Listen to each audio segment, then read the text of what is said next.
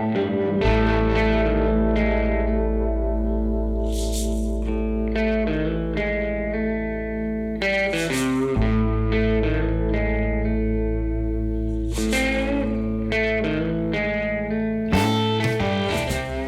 and welcome to Say It With Guitars. I'm your host, Pete Cornelius.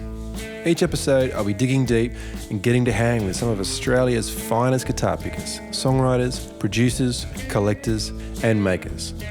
I look forward to bringing you these fun conversations, and I hope you enjoy Say It With Guitars. Hey there, friends. Welcome aboard another installment of your favourite podcast. What's happening? Let me tell you what's happening. Just got back from a weekend at the Winter Blues Festival in Echuca, Moama. Beautiful little event on the Murray River. Caught up with many previous podcast guests. Had a chat, saw some gigs, did some hangs. Sat in with 1920 for their full-on Sunday afternoon show, which was great. And to finish it off, I was part of the rap party. So that was like the little final shindig to close the whole weekend down. And that was with the Shane Pacey trio, who happens to be our guest on today's show, along with some really other fine guests there for the night. Mr. Nathan Cavalieri, who was a previous guest on the show, Jimmy Hocking, Bill Barber, Sweet Felicia, Cassiga, Marshall O'Kell, lots of great players. It was a really fun night. I even got to play on a paddle steamer up and down the Murray River. That was a treat. It was such a cool way to spend the morning. Anyway, enough of this pre-show ramble. Our guest today, folks, is Shane Pacey, the guitar player, singer-songwriter from the Bondi Cigars, and we recorded our conversation at the Broadbeach Blues Festival back in May. All right, enjoy. Before we crack into today's show, I'd love to shout out to our Season 4 sponsors, Tarrant Guitars and Top Shelf Guitars. The custom workshop of award-winning luthier Billy Tarrant on the northwest coast of Tasmania uses locally and internationally sourced solid tone woods to create a wide range of custom guitars, including acoustic, electric, lap steel guitars and specialty instruments, showcasing his passion for superior tone and structural integrity. Tassie's one-stop custom workshop for custom-made guitars, all guitar repairs and services. Check out tarrantguitars.net.au. Top Shelf Instruments specialises in used and vintage guitars, pedals and amps, shipping worldwide from Hobart, Tasmania, Australia. We love helping players land exceptional instruments for manageable dollars, and guitars from Japan hold a special place in our hearts. New old guitars hit the website almost daily, so head on over to the website for this week's weird and wonderful offerings, topshelfinstruments.com.au. Yeah, I think we're good. It's flashing red. We're on. Good. Sweet. Great. Well, thanks for having a chat with us today, Shane. Oh, man, my pleasure. It's about time. We've had been this podcast for a while. It has been a while. Apologies. It's things don't happen quickly in Tasmania. We run at our own pace. So, yeah, pleasure. So tell me, you've been playing guitar for a whole lot of times. I've seen you. When I was a young fella, you guys were on stage, being that professional outfit on, that just brings the house down. Yeah. Always inspirational, always bringing a great show, and always up for a chat as well. It's what I've really enjoyed growing up in and around the Australian music scene, and having people like yourself who are encouraging. Yeah. And I remember talking to you here one year in front of a kebab shop. Yes. And, I don't remember what we said, but it was definitely, I don't think I was mean to you or anything. I think I was quite, because it was very early in the day for you. Yep. I think you just come out of your Stevie Ray Vaughan, the 14-year-old Stevie Ray Vaughan thing, yep. And my God, you left that so quickly, and you were onto your own thing. So, yeah, I mean, that's the way it has to be. There's got to be new people coming through all the time, and you got to be support. There's always, that's the beauty of it. Doesn't really matter how old you are. I mean, we are getting on now, but we're still bringing it. Fortunately, so yeah, and it's great to see. I haven't actually caught you guys this trip yet. It's been a whirlwind visit for me so far. I've fitted a few podcast interviews in. I've seen lots of other artists I haven't seen before, of catching up with old friends and new friends. So How do you find these sort of events? You go to a lot of festivals. Like, are you the kind to just like hone in on what you're doing, like focus on the gig, or you kind of like scan the periphery for other things? Or? I'm the only guy in the band that isn't a social butterfly. Sure. That doesn't mean to say that when I'm walking around I don't stop and chat to people, because I do. You know, it's I'm quite happy to do it, but I don't seek it out. Yeah. My main focus is the show. Yeah. And, I'll sit in my room and read for most of the day if it gets me ready for the show. Yeah. Otherwise, you know, you give up everything you've got for the show in just talking to people.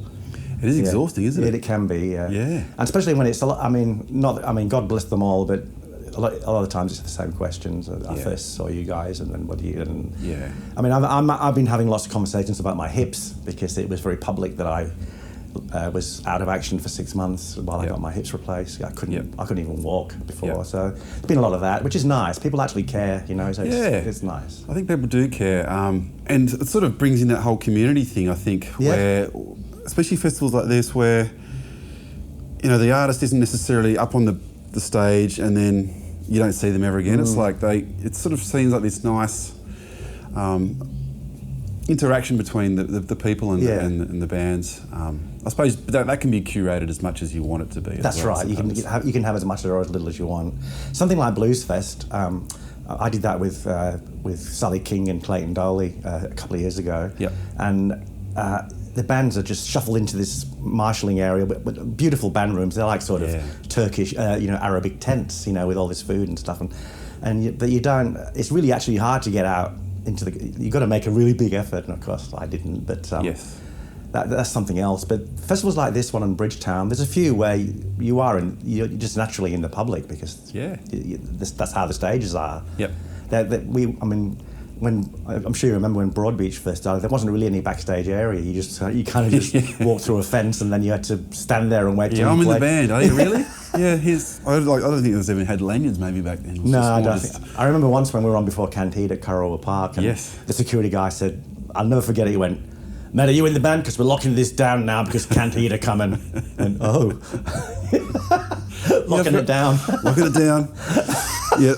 Like it was high security. Osama bin Laden's compound.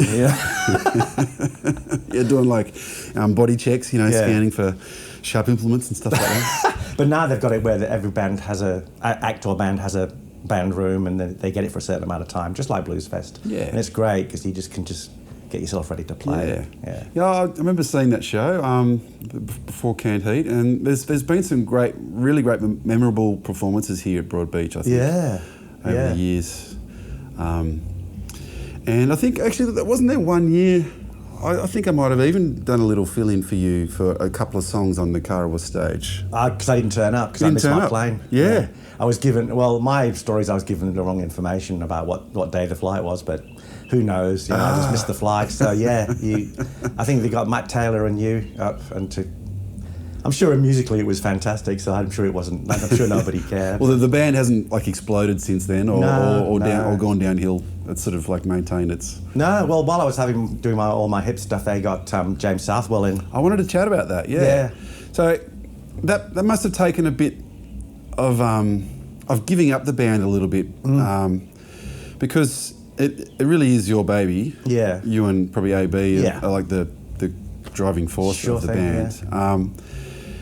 So to step away from the act over that summer period, there was lots of shows, lots of touring. It would have been easy for you to just go, I can't do it. So the gigs are cancelled.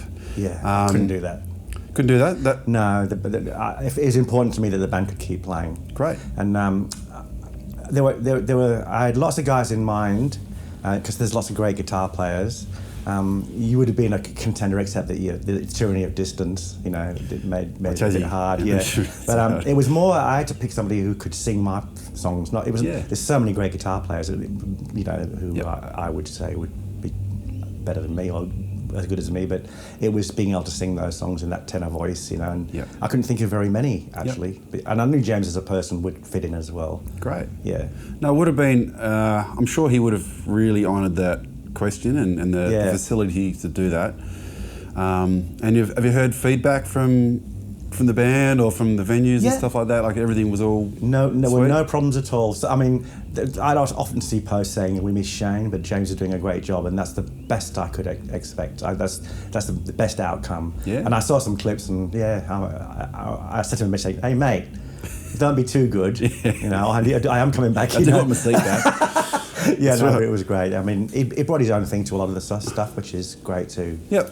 Yeah. Yep. Yeah, I did catch them at Gearacool. Yeah. I remember seeing a few songs there that night. Yeah, the band sounded great. Yeah. James slotted in well and Yeah. brought his thing to it as well. Yeah. He's a lot more high energy in a way than I am, but yeah, it was great. Yeah. And it was allowed the band to carry on, and then as soon as I was able to stand, I just slipped back in again.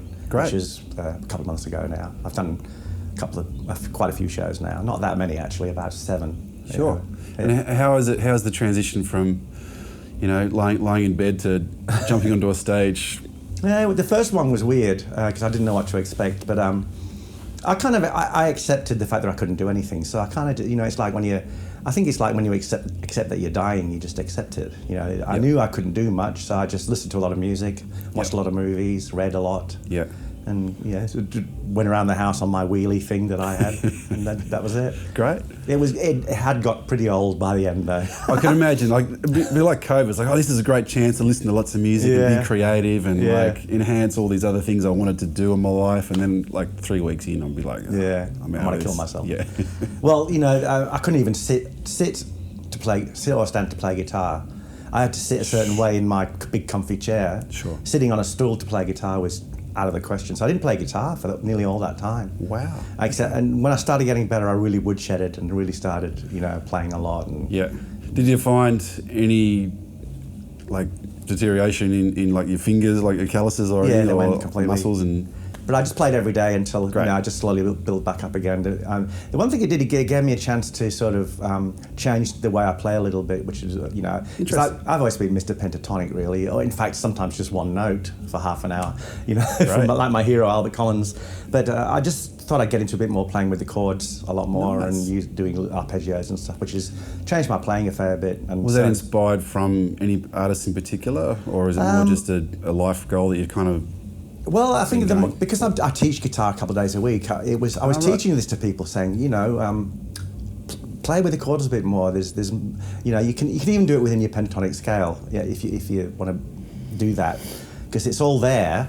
But so I thought I'm going to actually put this into practice myself, and so people are there. I guess it's people like Matt Schofield and people like that who really react with the chords a lot. Yep. Not that I particularly, like Robin Ford and Matt Schofield are amazing players, but I've got to love the music too before I can really buy into somebody. And a lot of times the music to me doesn't really do it for me. The songwriting isn't brilliant. Not for me anyway. Yeah. But as far as guitar playing goes, you can get some great ideas from guys like that. Yes. Yeah. Yeah, definitely. Did you see Robin at all when he came out? No, I recently? didn't. A few of my friends did, and almost uniformly they were saying that it was incredibly loud. He actually brought his Dumble with him, didn't he? I saw photos of him with his amps. A Dumble and a twin. Yeah, like you need more than a Dumble. I mean, they're loud enough as it is. Yeah. Yeah, I got a lot of reports like he's gigging in Canberra where people having to move to the back, which I think if you're not reading the room and you're seeing people go to the back, maybe you should rethink what you're doing a little bit. Yeah. He's always been a back pickup kind of guy, so you've got to be really careful with that. You do. Yeah. Yeah, it's nice to have that kind of ability to slice and cut. Yeah. But if you're on there all day, it's just going to get really thin. It's going to get you're going to give people long-term hearing damage. Well, you play Telecasters, don't you? Yeah, I play tellies. You were, and I nearly always have been, and I'm very judicious where I use it. Yeah. And if I do, I've got a single, on my telly that I use, I got a single tone control that just does that pickup and I knock it back just a little bit. Gotcha. Yeah. I do wire my strats up like that, so the back tone can be the bridge tone and then the other one's just the neck. Yeah, you got to have that, because otherwise all your other stuff's too muddy. Yeah. If you're trying to just deal with the back pickup. Yeah. Yeah. No, when I play strats, which I do with my trio sometimes, I've got the same thing, and I always knock it back just a bit. Great. Yeah. And any new material on the way, or any inspirational things that come out of reading lots of books? Is that how would you write typically write? Would you be inspired from authors, from stories? Sometimes, but it's well, you're a songwriter yourself, so I don't know how you work, but I can just be walking along and get a phrase in my head, and that would be I could create a whole song from that. Great. So I just put that in my phone, the little phrase, and then I'll go home. I haven't really done any songwriting for a little while because I've just been getting back into playing and being able to stand and play. But I could feel it coming, and then I'll just get on my computer and get Cubase up and get a drum groove going. And, Great. And work it from there. Yep. It's such a great way to write songs, especially for what we do. Because we're not Burt Bacharach. We don't have to sit there and come up with all these flashy arrangements. I tend to stick to 1-4-5 with the odd little surprise chord here and there, or so I get a lot of inspiration from just funk bands like the Meters and things like that for grooves, and Steve Cropper for rhythm guitar parts, or somebody like that, or Jimmy Nolan's, James Brown's player, or Prince. Even Prince, great lesson in rhythm guitar playing. I reckon. So tight. Yeah. There's another guitar player, Corey Wong. He's got a great podcast. Oh, he's like a robot, and he's incredible. his machine. I know. His rhythm is just so like. I know, it's so precise. I've never heard anything like it. His band, the Fearless Flyers, they all have their guitars on stands when they play. Yeah. I don't know what that means exactly, but maybe it means that it frees his hand. But the other guitarists are the same. Yeah. They're like these precise... It almost feels like it's been programmed, except it's obviously... There's a bit of push and pull there, so it's not totally robotic. They're definitely playing with the time... feel stuff, like whether they push sections or pull sections, and it's pretty cool to watch. But he's got a great podcast too. So if any listeners out there want to check out his podcast, do you get into much listening like that, like long form media? I listen to a lot of podcasts, but I generally don't listen to. I tend to listen to film podcasts. Yeah. But I do. I am a podcast kind of guy. Yeah. And I watch a fair bit of YouTube, but. I've turned into a young person in that my attention span is terrible. Shows like that pedal show where they spend an hour and a half talking about what the best fuzz box is. Yeah, I can't do that. I mean, it's a bit too surgical for me. The way they get. I can't hear what they're hearing. Yeah, they're lined up 6 fuzz boxes. Which is the best clone, and they line up 8 clone clones, and they'll sound the bloody same. Yeah. Yeah. I try not to swear. I don't know if I'm allowed to swear or not. No, you can say whatever you like. Yeah, but for me, a lot of those, I don't know how you feel about pedals, but you've got to, as far as I'm concerned, if your amp's set up nicely, it doesn't matter what kind of overdrive pedal you use. You could use a Mosky $25 one, or it's more how they're built, really. Or I wouldn't know what a clone. I do know what a KTR sounds like because I've got one on loan, and it's great, but it's not. It's not the greatest thing on earth. It won't make you play. It won't bring people to your shows. It won't make you write songs. It's a strange addiction, this pedal thing. I know. I guess because it's cheap enough. Well, I suppose it's not if you're talking about clones and stuff like that. Or Kings of Tones. Kings of Tones.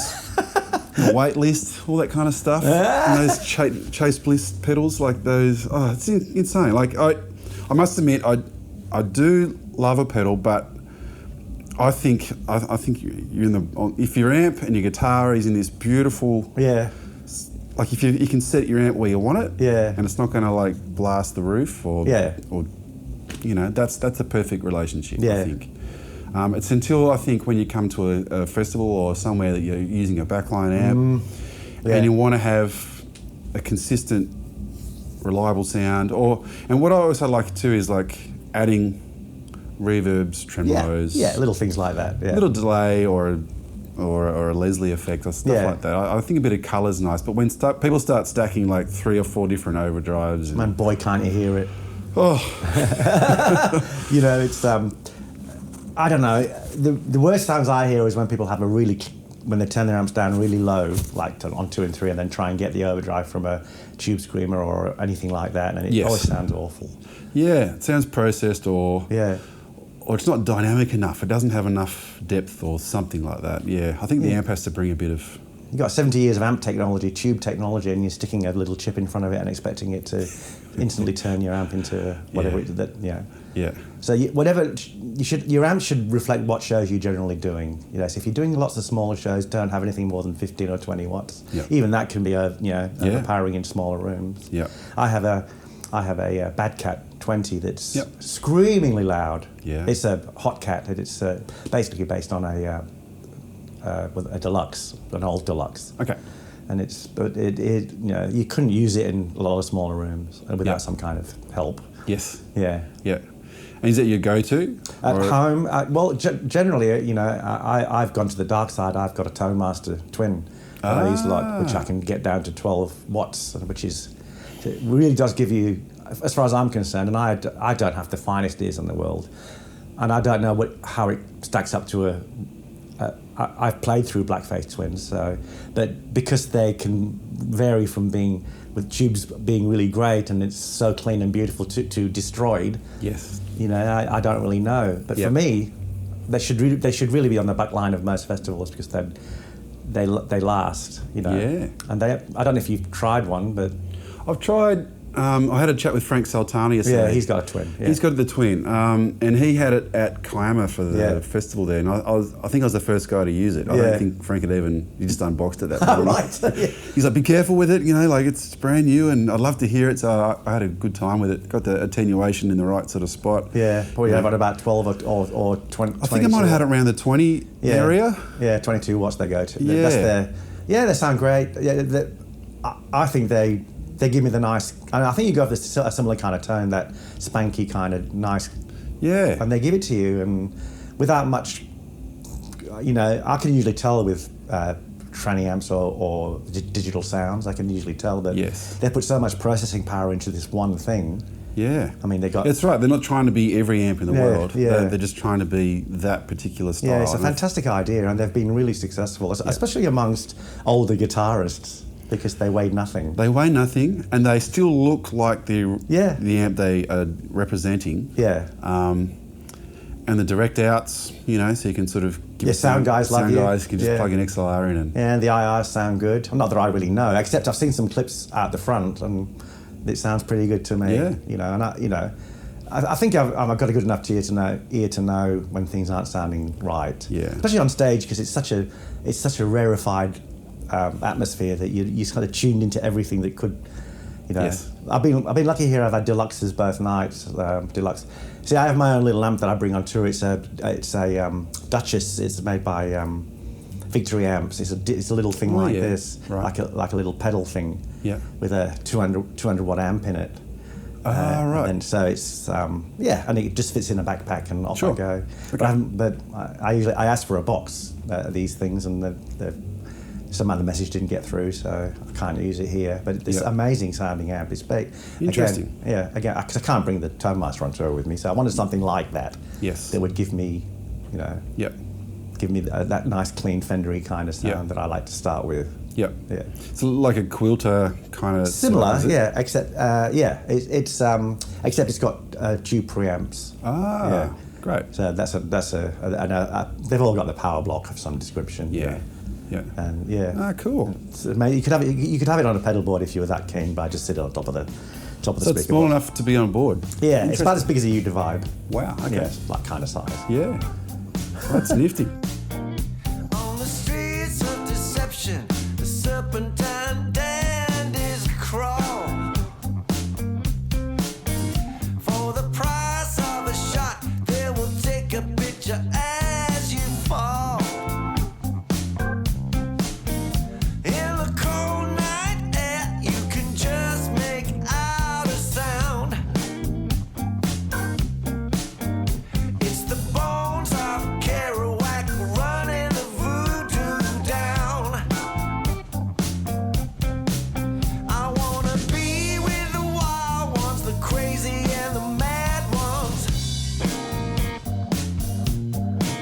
I wanna lose my shackles, chains and illusions and live.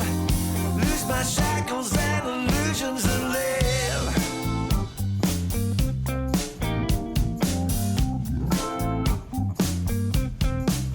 Now through the doors of perception, I can see the world outside. I've got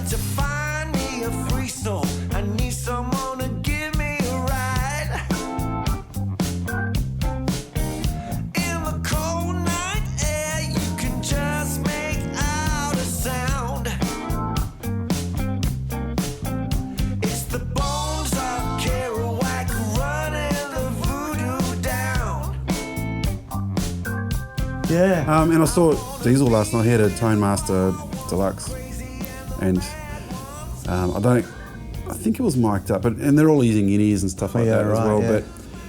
But I've seen him before, and he normally has like three or four different Vox amps or Fenders and stuff. I remember Voxes a lot. Yeah. But he was using one little amp last night, and I think we're realising that we don't need a bunch of stuff to really get away with having a vibe on stage. Have you ever used more than one amp on stage? Well, actually, recently I've been using 2 amps. I've been using a little Tweed Deluxe, like a 59 Tweed sort of style, like a 5E3. Yeah. And I'm pairing that with my Princeton Reverb. Oh, nice. Yeah. Those two together, like the Tweed has this saggy, mid-range kind of like grit to it, and the Princeton has this beautiful Fendery, you know. Do you A/B them or just play them both? I play them both together, and they sound fantastic. Right. And it's not too loud. No, like it wouldn't the Princeton's only got a 10 in it, and it's a 12 in the Tweed. But physics tells you that you're not really going to get 22 watts though. It's really just two 10-watt amps. You know? It doesn't really work like that. I probably should start A/Bing them a bit more to get some more variety. But I'll you really get work a great tone, mate. Yeah. Work the way that one has mids and one has sort of the Fendery goodness. So last time I saw you play was in Threadbow a couple of years ago. I don't think you saw me. I popped in for about half, maybe more than half a set. Great. And you were because you were inside. I know the one you mean. That little. And you're really dealing with the fact that you're in a small space really well. Yeah. Oh, cool. Thank you. Yeah. I love the diversity of, especially playing at the stage we are in our career, I suppose. We're not like on massive stages all the time. Like we play in small rooms, we play in all sorts of, like we do house parties and all over the place. It's and I really enjoy playing to the space. I think it's really important as an artist to have awareness. But I suppose you have to have catalogue as well that can do that. Look, my trio's in the same position. We play all kinds of little places, and I have that. I started that as just a way to keep playing while the Cigars weren't playing. But the Cigars are playing a lot more now, so we're not getting to play with the trio quite as much. That's okay, and it doesn't really matter. So do you get to fulfil a different side of your guitar interests with the trio, or are you kind of like? Yeah, a little bit. It's more of a. Although sometimes we have a keyboard player, but it's much more of a power trio, really. Okay. I'm really a one-trick pony, so obviously if you have different people in the band and it's different, we don't do any Cigars tunes. We do a fair few covers and we've put a few CDs out, and it has its own little following, I guess, around Sydney. We don't get out of Sydney that much. Which is good. We do play the smaller places like Butcher's Brew and PBH, which I'm sure you've done. They're great little rooms, and it's something about that, and especially from a crowd perspective, I love hearing instruments that haven't been reinforced from the PA system. Like if you get to see a band and it's just a vocal PA. Absolutely. I love that. Yeah, especially if the band's got it together. If the band hasn't got it together, it could be a nightmare. But we tend not to see people that are. The only time I ever see things like that is at blues jams, where obviously people they're not playing together, so they haven't found a balance with the people they're playing with, and the one guitarist will be hellishly loud and the other guy can't hear it, and the drummer's not following. It can be quite funny in a way to watch. But it can be funny for a while, and then it's like, all right, that's enough. I'm done. You're offending my sensibilities as a human being and a musician. It is questionable at times, but it's good. Those spaces exist. People need to, some good bands have been formed from those jams. But we played one, the trio played one quite a few years ago now, and I did notice that I had the cheapest guitar there. I was playing a Les Paul, an Ibanez Les Paul Lawsuit Les Paul for a little while, just for something different in the trio. Great. And then every guitar that came in was like a top of the line Les Paul or a custom shop Strat or a Paul Reed Smith, all these guys who have got good jobs. And, all the blues lawyers. And I didn't really hear much in the way of talent equaling instrument, but I think that's where a lot of the sales of those instruments are going. I mean, I wouldn't take a really expensive instrument out. I say that, but I do. Both of my Telecasters that I play on tour are made by Gary Rizzolo in Melbourne. And I was going to ask about that. So what inspired you? I guess being left-handed. You were very limited to the market. Yeah. And I know, like, what else drew you to a custom instrument?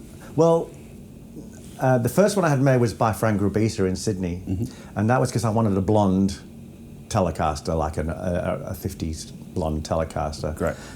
So that's and obviously I never saw one in the wild for a left-handed person ever. Yep. And there was no reverb at that time, so I couldn't. There was I probably could have gone to Groons in Nashville and looked it up, but I wasn't going to pay 20 grand for one. Yeah. So I got Frank to make me one, and I still got it. But the Rizzolo ones, he approached me and said, "I'd love to make you a guitar." Great. So he made me. The first one he made me was this wine red one, which I bring on tour with me. And then the neck was a bit slim for me. He went ahead and did the neck radius without checking me. I like quite a clubby neck. Sure. And so I said, "Can you replace the neck for me?" And he said, "I'll just build you another one."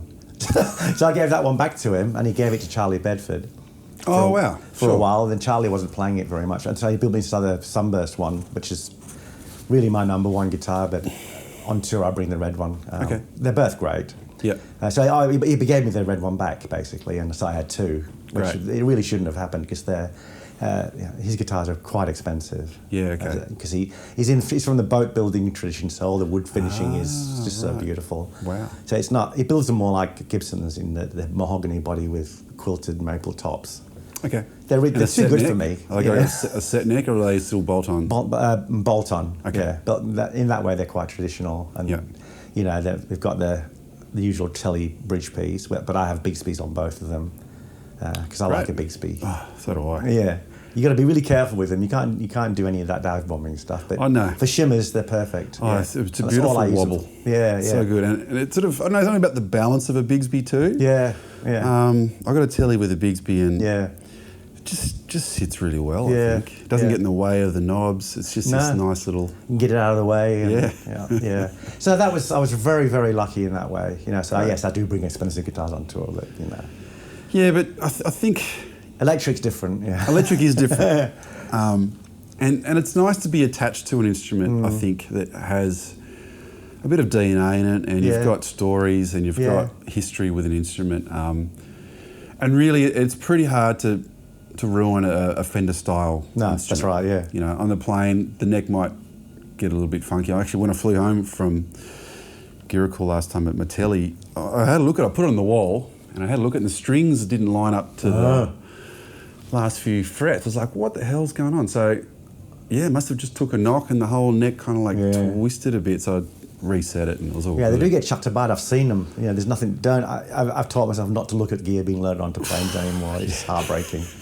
And the way they throw them. It's almost like they handle all the bags really nicely. Then as soon as they get a guitar, they just throw it. Yes. It's like they're being perversely mean. Yeah, they're probably frustrated musos. Yeah. Yeah, can't get a gig. I'll bugger this guy's gig up. So did you have much customization when it came to the instrument itself? Like, did you go, I want this color, I want this pickup configuration? Yeah, both. I mean, the first one I said I wanted to look like a glass of red wine, so he'd sorted that out, and he always likes to have the wood showing through as well. Yep. So that was perfect. And then the second one, he was already making guitar, and I said, "Can I just have that?" It was like a sunbursty. I'm not really much into, except on Fender.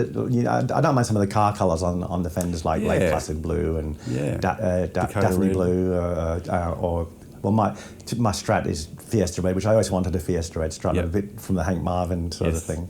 And the other one's Daphne Blue, which is they're fine, but classic colours I think are great. Car colours. Colours. As soon as they start turning into these it's actually some Gretches with those early drum wraps, those sparkle jets. They look really sweet. Yeah. But I think there's a fine line between that and say a spray sparkle finish. I can't do sparkle. No. It takes a certain sort of someone. Yeah, you need to wear those kind of clothes as well. I think, which obviously we don't. Give me a sunburst. I think it's the classic. Yeah. You can see a bit of wood, you can see a bit of colour. Yeah, that's it. It's gorgeous. I think they got it right with the sunburst straight away. I don't know who thought of it, but because it's on all the early Gibsons, isn't it? Basically. The early acoustics and then into their electrics. Yep. Yeah, but reds and sunbursts are nice, but nothing too garish. Yeah. Just I'm a Yorkshireman, I think Tasmanians and Yorkshiremen are very similar. Very, no fuss. Yeah. Don't want no fuss on my guitars. Yeah. Make it functional and pretty enough to look at and pick up every now and again. You gotta want to pick them up. Yeah. Yeah. Cool. So what's on the cards for you, Shane? What's is there any more records on the plan, or are you just sort of chipping away at a few more gigs here and there? And I lost heart with making records for a little while there because how do we sell them? But there's online, I suppose. So you just got to be prepared not to. You've got to basically have them as a kind of a calling card, really, and not. I don't think we'll be making any more CDs. I don't think as we'll just. So that means you got to keep recording costs down, which can be a good thing. So you got to find. Because really, there's some great little studios now. Yeah. So the Cigars are probably gearing up to do another one. I've got a few tunes on the boil. So, I mean, it's always up to me, really. Okay. Frank, the drummer, usually writes one, and Eb is usually good for one or two.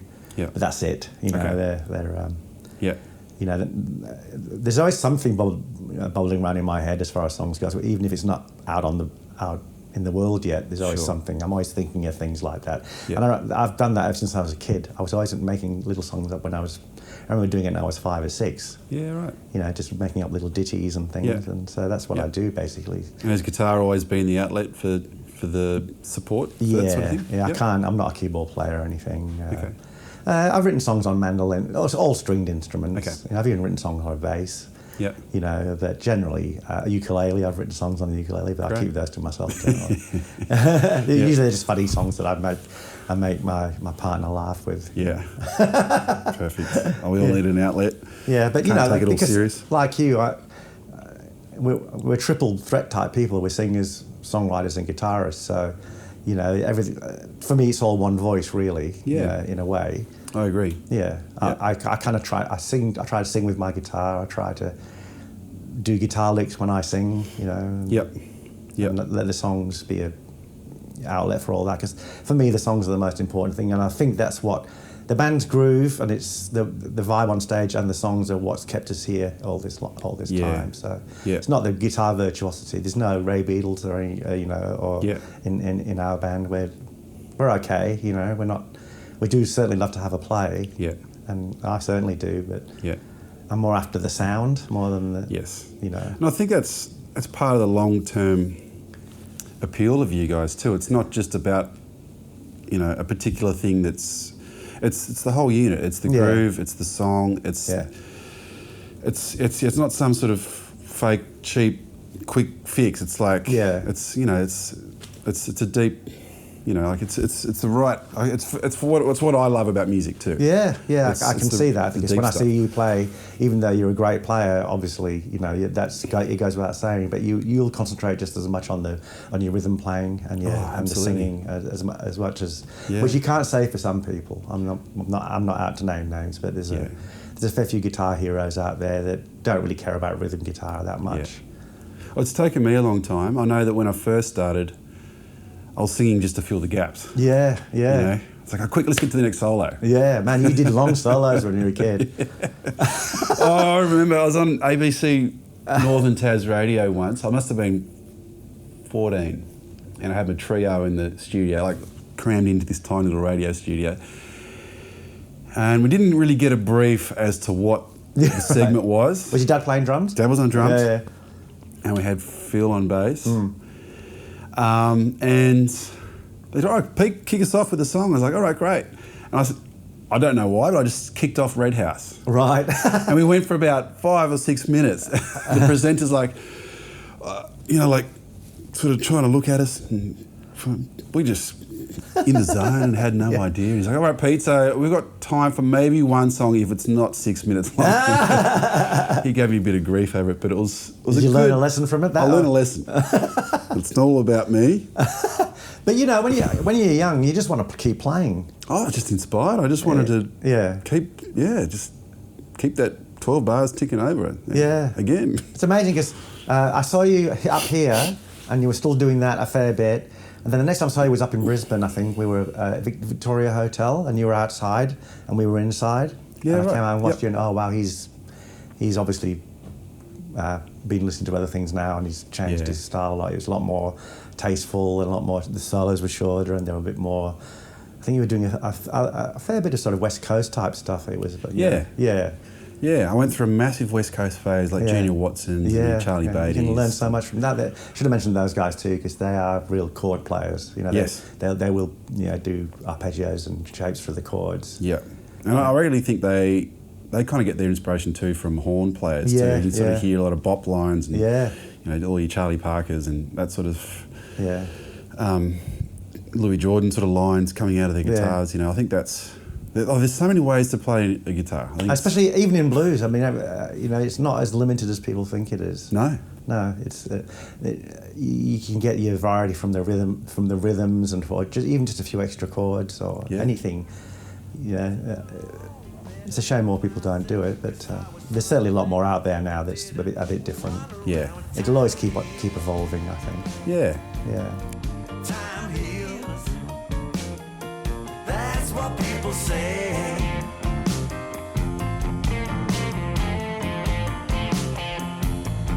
Well, I loved you, baby, but you threw me away. Those moments are gone, and I won't conceal these feels. But time heals. Yin and yang, black and white, turn the sunshine into night. Lost my voice, was seen, not heard, 'cause I was something another didn't want around. When time heals, time heals. That's what people say.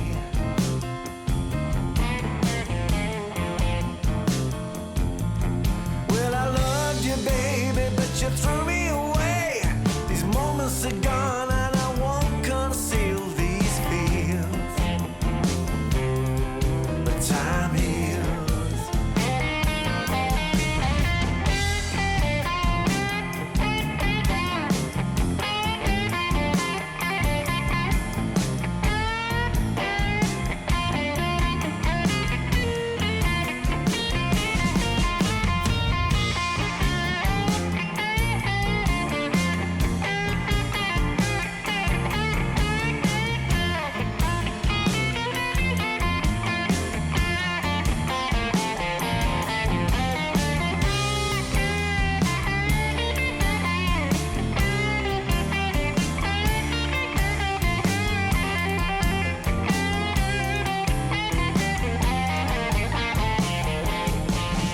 And also I wanted to chat about the interaction. I saw Eben last night. He's like, "Oh, you don't need me to come on the podcast. I'll just sit in the corner and nod." He's not comfortable with interviews. Yeah. So I was keen to hear the interaction because you've always been a two-guitar band. Yep. And I think that two-guitar interaction takes a certain sort of discipline. As a writer, or like when you're arranging a song, or even on stage, you have to really think about tones and parts and stuff like that. Like, how do you find that interaction? Because you guys have been playing together for a long time. Yeah, 27 years. Wow. He joined when he was basically a child. He was quite young. Yeah.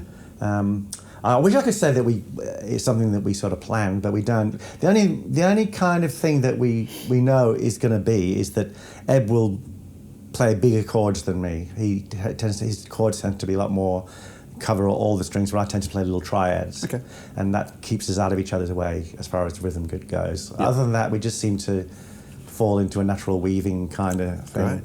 Yeah, and that's one thing that Eb said about when James was in the band. He found it a bit harder to lock in with him with the rhythm because James is so used to playing by himself, so he takes up a lot of space. Filled up a lot more space, which is understandable, obviously. Yep. Eb always, but that's just 27 years of. You can't really start doing that in a week. You know, it's impossible. Yeah. But I don't even notice it when we're on stage. When I watch clips back, I think, wow, the guitars are just locking together so nicely. Yep. You know, I suppose if you don't have to think about it, that's the perfect arrangement, right? Yeah. I don't think we've ever discussed what guitar's doing what, really. Okay. We just seem to go to our normal places and and we've never ever got in each other's way. Yeah. And because I kind of grew up playing in two guitar bands for a good amount of time, So I just kind of, it's just natural to me. Yeah. It took me a while with the trio to get used to it, actually, just to be, because you got to keep playing. Sometimes I don't play very much at all. I just play little stabs or little horn stabs and things like that, or nothing. Yeah. Well, even in a trio, that's really effective too. Yeah. Just the space that the drums and the bass can have. Yeah. And then you're putting a little guitar, little flourishes in here and there. That's such an effective. It can sound so much bigger than just big power chords. Totally. And then when the chorus comes in or something that needs to be big, it's like, wow. Yeah. So that's a lesson that even bands like Nirvana learned. Yeah. Make the verses very sparse and then crash in with the chorus. It's good. And how about like the early days of Cigars? I know that was a big part of the band too, like working with Les. Yeah, absolutely. Did he bring quite a bit to the table as well? Oh, he did. I mean, I was definitely for that first couple of years, 3 years, I think. I was definitely the junior member, and I just soaked it all in. Because I'd always been in kind of amateur bands before then, just weekend bands and things. Yeah. So, and then that was my first professional thing, really. I was quite late in the game. I was 30. Yeah. So, I just... but Les was very happy the way I played rhythm, because Les is another one that plays he's a very big rhythm player. Sure. He came up in the soul era, so he's all this rhythm. So I learned quite a lot of stuff from him, and I also learned how to stay out of his way. Mm-hmm. Yeah, so I learned a lot from him. He was and even before I started playing with him, he's incredibly wise when it comes to music. Yeah. Not particularly wise when it comes to other things, but they can't have it all. No. It's all right. His generation, that the early baby boomers, I think they've all gone a bit mad. I'm a baby boomer too, obviously, but yeah. So do you guys get to catch up much? Like, do you ever play together anymore? Like, or is it a thing that you'd try and make happen? He has played with us a few times, not recently. Last time we saw him was in Bridgetown, and he came to breakfast, and we got on fine. We just have we've had a bit of an estrangement due to his conspiracy theory stuff that he seems to have fallen into. It's very hard for me to. I don't need to be able to sort of have a normal friendship with people that have gone down that hole. Okay. But he's still an amazing musical force. Yeah. He still is. I've seen clips of him playing just lately from the other people have posted, and he's still playing great and singing. He's a great singer. Yeah. I haven't seen him probably since Roy Daniels passed. I remember seeing him and Roy and Ace. Yeah. At Narooma. Must have been like the last year it was on, I think. Yeah. Something like that. And I think they might have been backing Chris Kane. Yeah. It's just a great unit. Yeah. Just those three together were so tight, and you could see there was humour on stage. They weren't taking it too serious. It was just a nice, fun arrangement. Yeah. I hope he's still playing. And so do I. I mean, that's the thing. Another thing I learned from Les is to take the music seriously, but don't take yourself too seriously. Great. I mean, I'm a complete comedian on stage. I can't have a serious persona, because it's just not me. So I just rib the band, and it took me a long time to get comfortable with that, to be myself, because I'm naturally a wisecracker. Yeah, so. And I think because a lot of the songs are so another inspiration was Richard Thompson, because his songs are so fucking dark. Yeah. A lot of them are so dark and then in between them he's just a complete fool. Yeah. So that's the way to do it. Yeah, I like that. Yeah. The honesty is the best personality on stage. If you're out there to become someone or like put on this weird, revving up kind of personality, it's just something to see through. You've got to be yourself. Yeah. Because the crowd is like this big animal. I see it as this big creature, and if you don't kind of deal with them, they'll eat you up. Yeah. In a way, they'll either make you go too big or shrink within yourself. And if you just, I always try and within the first few songs, I always try and just make them comfortable. Yeah. If you can do that, then the rest of the evening is fine. Yeah. And that can be anything from a musical thing or a look, but it's usually a phrase, just a joke or something, or something funny or something to put them at their ease. Yeah. Yeah. Yeah, because I'm sure everyone's in the same. Everyone in the crowd will be sort of waiting for, or not waiting, but that first few songs, like that's when it's the most important. Like that's when they're either going to walk away or stay engaged. So that's right. It's the time to. Yeah, it's just simple stagecraft that anybody can learn, really. Yeah. And just be yourself. You sort of need to be a slightly heightened version of yourself because otherwise you could be somebody in the audience up there. You've got to be a little bit.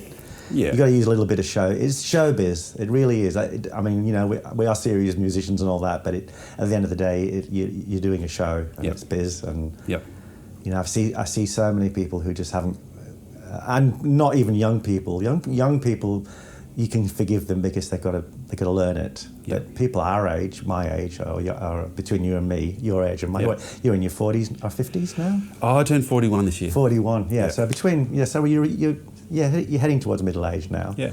So between your age and my age, you've seen people who can't deal with a crowd, and if they're front men, you think, man, you just haven't learned any lessons, and they're easy lessons to learn. Yeah, it definitely took me a long time to be comfortable on stage. Because you're a shy kind of guy, aren't you? Oh, totally. Yeah, I'm not really that outgoing personality at all. Yeah.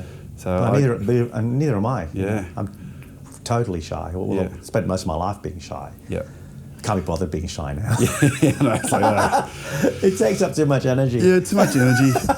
Let's just let it all slip and have a good time. Yeah, but you're good on stage. You're comfortable. You got to be comfortable, and they've got to know that you're comfortable. Otherwise, like I said, they'll eat you alive. Yeah, if you're lucky. The worst thing is they'll just walk away. Yeah.